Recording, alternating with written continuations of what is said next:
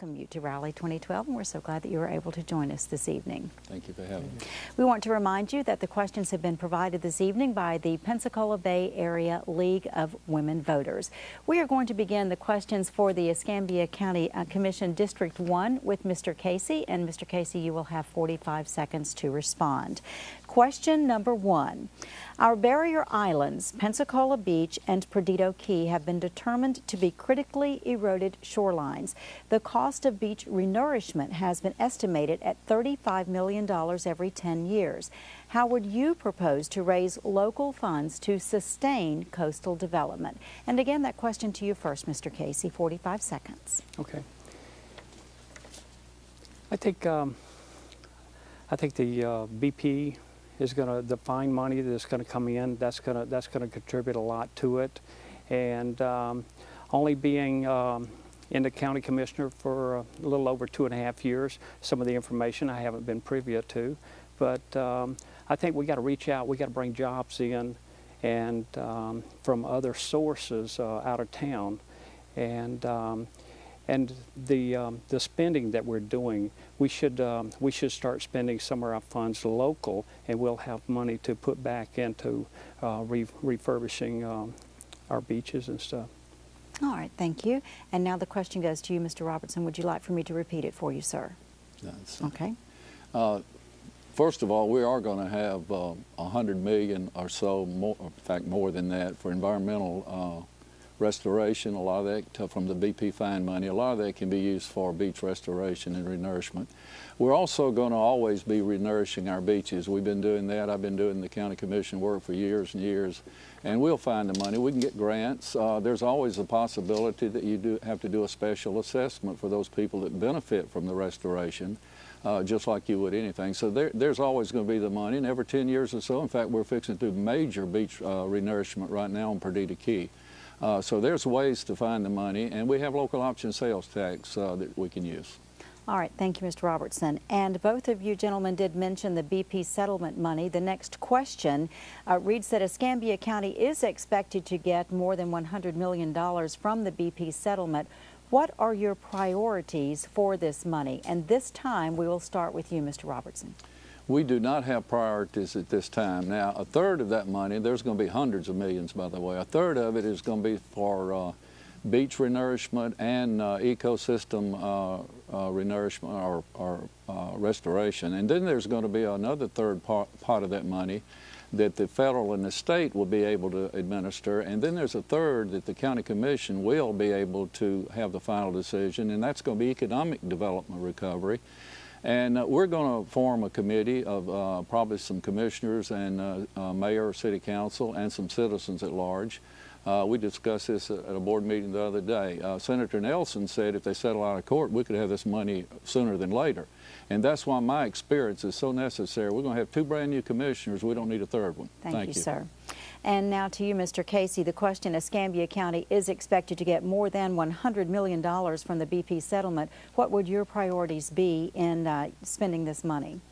Well, I think my priorities would be to, since I work for the people of District 1, I would be representing those people in District 1 and working together with the other county commissioners to take care of all of the needs in all the districts.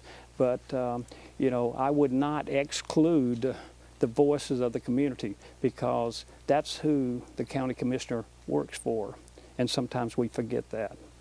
All right, thank you, sir. The next question, NAS Pensacola is facing development pressure that threatens to undermine its aviation mission. Do you support downzoning, other development restrictions to buffer the base to protect the industry sector? And would you please explain your answer? And the question goes to you first, Mr. Casey. Not real familiar with this particular question here. I'm Civil Air Patrol First Lieutenant, and so I believe in the aviation and naval that's here in town. It brings a lot of funds here. I think we should bring them together and not exclude it. All right, thank you, sir. And the question goes to you now, Mr. Robertson. Would you like for me to repeat it for you, sir? No, we've been down zoning all around our military bases for years, probably 25 or 30 years, ever since zoning came into our county. And we certainly continue to do that, and we look very closely at anyone that asks to have rezoning that upscales the zoning in those aviation areas, because we don't want a lot of development around our military installations. It's going to cause them to be discouraged. In fact, we always check with the military bases before we enter into a lot of those zoning issues. All right, thank you, sir. And if you're just joining us, this is Rally 2012, and we are currently posing questions that have been provided to us by the Pensacola Bay Area League of Women Voters to the candidates for County Commission District 1, and we are up to question number 4. The Civic Center runs a budget deficit. What do you believe should be done with or about this facility? And the question goes to you first, Mr. Robertson. Well, we continually struggle with that. Now, it does not come out of the losses do not come out of the General Revenue Fund. We fund that with up to the 3rd cent of the local bed tax. And we have reduced those losses from almost $2 million a year now down to about 1.2. We had a consultant give us some ideas of what to do.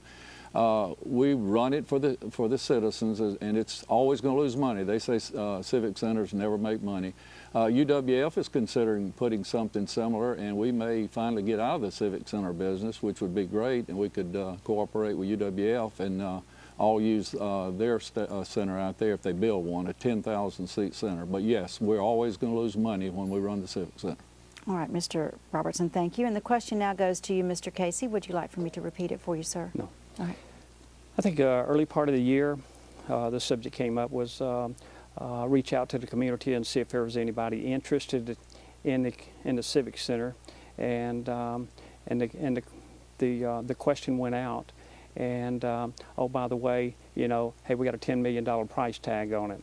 You know, first of all, I think we should get out of the Civic Center business. It has no parking or very limited parking, and you know, we shouldn't put a price tag on it. We should put it out there. Hey, how much we give? 6 million, 5 million, million. Bring in some jobs, create the jobs, and then it creates tax revenue. All right, thank you. And Mr. Robertson, you did raise your hand and have indicated that you would like to rebut Mr. Casey's answer. Yes, I'd just like to clarify one thing. We did not put a price tag. We could not get any takers. We sent an RFP out. In fact, I stated at one of our board meetings we'd give it away almost if somebody would run it. So we had no takers at any price. All right, thank you, sir. And now the 5th and final question to the candidates for County Commission District 1 in Escambia County. Please comment on whether you would support a dedicated funding source for the public library system through a municipal services tax unit. The question goes to you first, Mr. Casey. I'm not for raising any taxes, and I say that loud and clear. What I would do, being a representative of District 1, I would take it to the people of District 1 and let them vote on it. Let their voice be heard. That's what the politicians need to do. They work for them, and they need to answer to them. They sign their check. All right, thank you, Mr. Robertson. Would you please comment on whether you would support a dedicated funding source for the public library system through a municipal services tax unit? I've stated loud and clear I will not support any new taxes in this economy. We are funding the library out of the general revenue funds, and we can do that. We're doing it again this year. What we need to do is get some of the Civic Center losses out of the way so that money can help us there. And then we're funding the bus system, the mass transit, out of general revenue. The city needs to come back on and help us. That would help toward the library. We just need to continue to spend. We've cut $50 million out of our budget in the last 4 years. 6.9 mils, lowest in the 1970s. So we just need to keep managing efficiently, and we can fund the library out of the general revenue. All right, thank you, sir. And that concludes the question and answer session for County Commission District 1. And now each of the candidates will have 45 seconds to deliver a closing statement. We began the questioning with you, Mr. Casey, so we are going to begin the closing statements with you, Mr. Robertson. Thank you. Just want to state that I've been a successful small business person in this county since 1966. I've served 2 terms in District 5, 1 term in District 1. I'm finishing up. I'd like another term. It's important now, for my experience with the hundreds of millions of dollars that's going to be coming in here from the BP oil spill. And so now I think more than ever my experience is needed. I've been endorsed by the Pensacola News Journal, the PBA, the local mass transit union, the Pensacola News Journal, as I said, and I've got a lot of endorsements, and I feel like those folks interviewed us and saw the best candidate, and we've got the lowest property taxes in history since 1970, so I'd appreciate your vote for Wilson Robertson. All right, thank you. And now to you, Mr. Casey, for your closing statement. You have 45 seconds, sir. Hello, I'm Jesse Casey, and I'm seeking your vote for District 1 County Commissioner between now and August 14th. My heart and soul has been dedicated to Escambia County for over 55 years. And I've seen jobs and opportunities leave the district because of closed door, good old boy politics. And your vote for me will open the door by bringing back jobs to Escambia County and our community. For more information, please visit www.jessecasey.net, and I look forward to your vote. All right, thank you. And those were the candidates for County Commission District 1 in Escambia County.